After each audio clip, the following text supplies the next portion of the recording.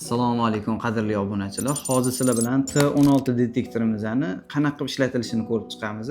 Videoni ko'rishdan oldin like va podpiska bosib qo'ying. Sizga kerak bo'ladi aniq.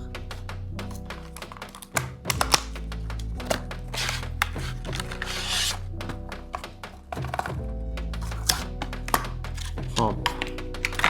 Qo'llash uchun pasporti bor ekan. Inglizchada.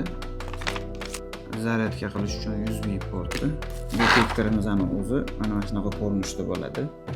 Xo'p, detektorimizning o'chirib yoqish tugmasi bor chap tarafida. Bosganingizdan keyin 1-2 sekund bosib tursanglar, detektorimiz avtomatik yonadi. To'lqinni kuchaytirish uchun M knopkasi bor o'ng tarafida.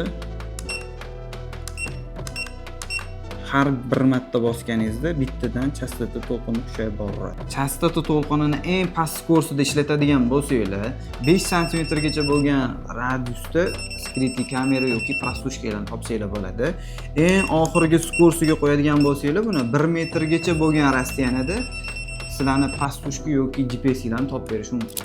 Endi detektorimizning o'rtadagi mana qizil shishali oynasi nimaga kerak desanglar, o'chirib yoqish tugmasini bir marta bossanglar, orqada infrakrasniy qizil nuri yonadi.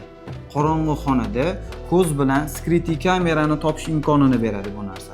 Bu detektorimiz to'liq zaryad bilan 2 soatgacha ishlab beradi.